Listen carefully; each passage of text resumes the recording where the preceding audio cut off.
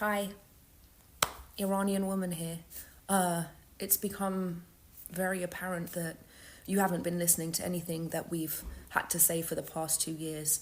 But I was wondering if you could just lend me a few minutes of your time in this ungodly hour to hear us now. We've had to watch over the past 24 hours people clambering onto the internet to exclaim that Iran has the right to defend itself. In what capacity have you distorted this story to make the Islamic Republic the victim? That's I think what we're most curious about. When we were screaming for the past 2 years that they were lynching us, where were you? When we were screaming that they were killing Iranian women for not wearing a hijab, where were you? When they were lynching Iranian men from cranes for protesting, where were you? When we were explaining that this is a terrorist occupying force, where were you? But all of a sudden, everyone's graduated from Instagram School of Law to say that this is a violation of international law and Iran has the right to defend itself. First of all, you're not talking about Iran, you're talking about the Islamic Republic. What the Islamic Republic does is not a reflection of the Iranian people. We've been clear about what we want, which is peace. Second of all, you may have discovered the Middle East yesterday, but the Middle East didn't start existing yesterday. If you want to talk about an act of war, just a few days ago, a federal court determined that the attacks on Israeli embassies and Jewish centers in Argentina were conducted by the Islamic Republic and Hezbollah. That was in the 90s. Was that an act of war?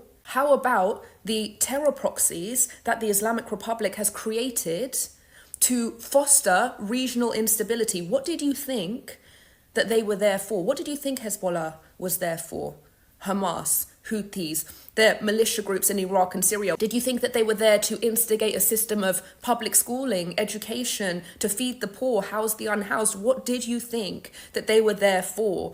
Is that an act of war? Was October 7th an act of war? Are the rockets that Hezbollah fires into northern Israel on a near daily basis an act of war?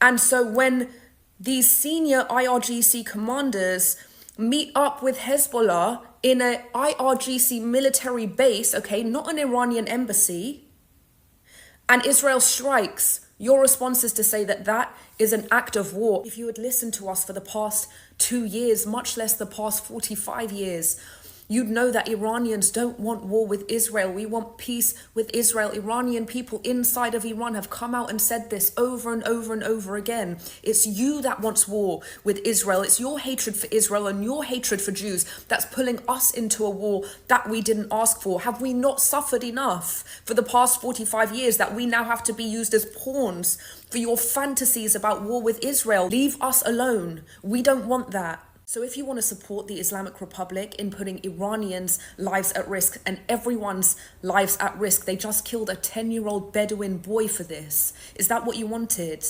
Then just come out and say that with your whole chest. Say you support the Islamic Republic in their continued aggressions that put everybody's lives at risk. But don't say Iran. For 2 years, we asked you to come out and say free Iran. And now you want to speak up to put our lives at risk and say go to war, Iran.